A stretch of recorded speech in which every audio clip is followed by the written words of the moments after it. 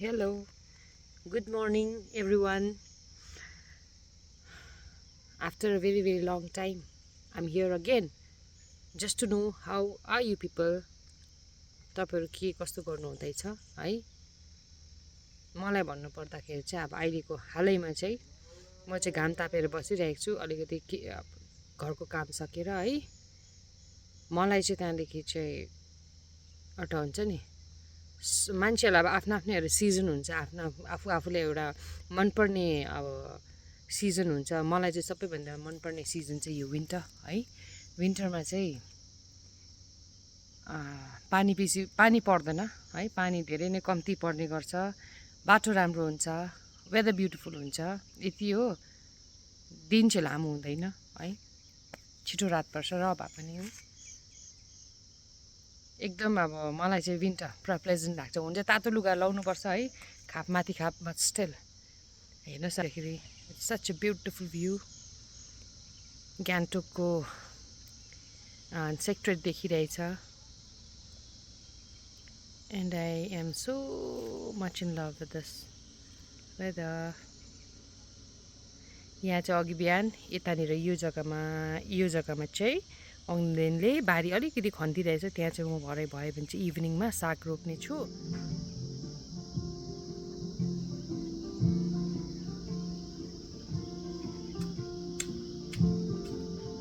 अब खानापिना चाहिँ अघि नै खाएर घरको काम गरेर एकछिन सुतेर उठेको, फोटो फ्रेम गरेर हो यहाँ पनि लगाएको छु हाम्रो पिक्चर्सहरू। यो चाहिँ हाम्रो प्रायः सानो नानीको है। अब म यहाँदेखि तल जाँदैछु। यहाँनिर मेरो प्लान्ट्सहरू धेरै राम्रो भएर गएको छ।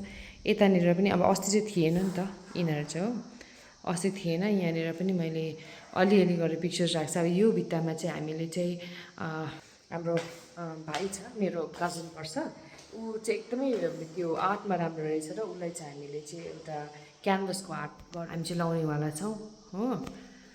त्यहाँदेखि अब यहाँनिर चाहिँ मेरो यो प्लान्टहरू पनि बढे भएको छ। यसमा चाहिँ पानी अलिक नहाल्नु भनेर चाहिँ यो पानीहरू हालेको छुइनँ हो।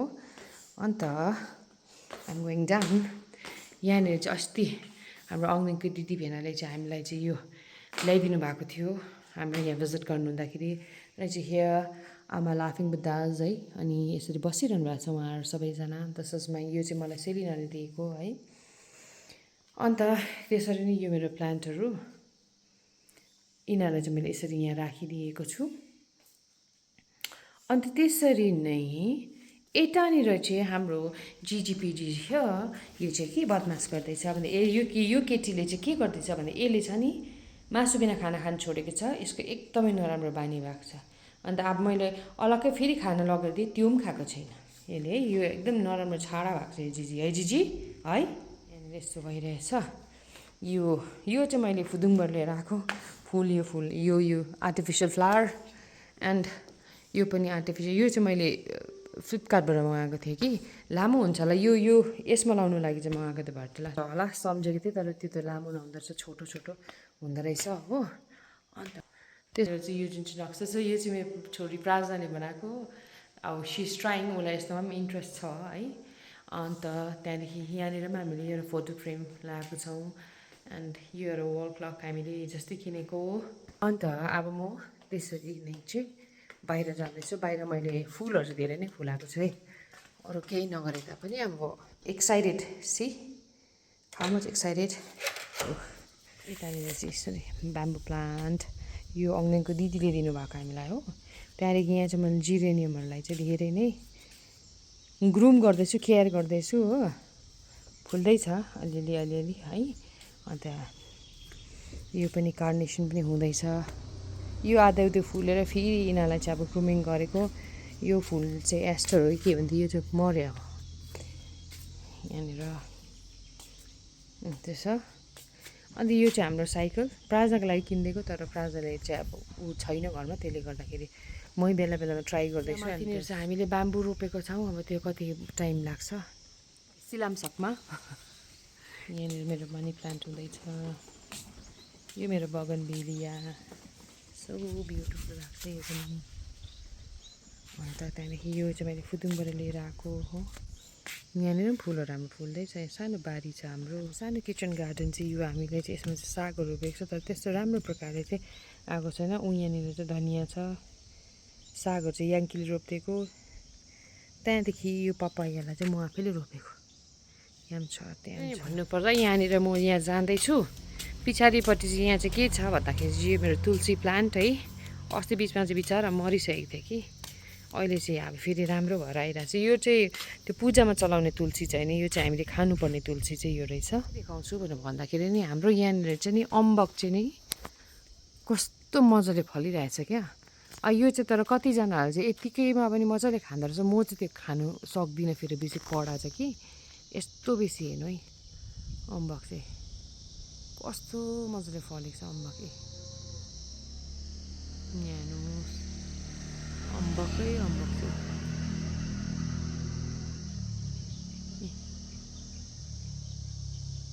मलाई सजिलो चाहिँ टिप्नुपर्ने चाहिँ यस्तोहरूलाई सजिलो पर्छ, मलाई टिप्नुपर्छ, सब टिप्नु हो यस्तो छ।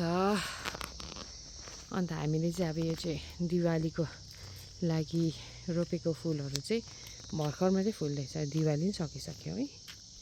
उतल पनि त्यस्तै भइरहेछ, यहाँ तल पनि। यो पर नै चाहिँ हेमको गाईहरू छ नि, तर मैले टिप्नु पनि सक्दिनँ रहेछ नि यो अम्बकहरूलाई चाहिँ, कसरी चाहिँ खानुपर्ने हो। यहाँ हेर्नु न, दिस इज राइप वान। यो चाहिँ यसको काम चाहिँ यसलाई यसरी हामीले छोडिदियो भने चाहिँ यस्तो गर्छ नि त, बेहोरा हो मैलै हुन्छ। हिजो मात्रै काँचै टिपेर खानु मैले। हेर्नु न यहीँनिर फलिरहेछ नि, हातले भेट्ने चाहिँ सबै काँचो छैन, अरू सब माथि माथि। यो पनि सानो। चाहिँ मेरो काम के गर्नु भयो कि मैले लिएर राखेको थिएँ हो मुङफली। अब यसलाई म यसमा चाहिँ ताईमा चाहिँ म भुट्छु। अब यहाँ चाहिँ मेरो हुँदैछ रेडी। अब यसलाई चाहिँ कोही बेला मलाई पुरा खानु मन लाग्छ, त्यति बेला खाँदा हुँदो रहेछ नि। यो चाहिँ गुड फर हेल्थ भन्छ। अब बाहिर खायो भने त के हो होइन, आफैले बदामै किनेर ल्याएर यसरी बनायो भने ठिक हुन्छ जस्तो लागेर चाहिँ बनाउँदै गरेको। हामीले सिस्टम किचनमा पनि यसो हात लाएर चाहिँ नि काम गर्नुपर्ने हुन्छ दिउँसो चाहिँ। किन भनेर भन्दा चाहिँ नि हेर्नु है, यसरी नै यो घाम सिक्दै नि लिन्छौँ।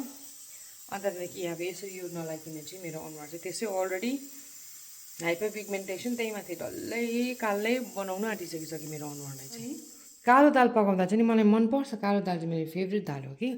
तर कालो दाल पकाउँदा चाहिँ गति हेर्नु न यस्तो हुन्छ नि त। मलाई पुरा दिउँसो खाना बनाउँछ भनेर कस्तो छिटो यस्तो छिटो बनाएको भनेर सोच्नुहुन्छ होला कि, तर हामी चाहिँ के भने 6:30 चाहिँ खाना खाइसक्छ नि त हो।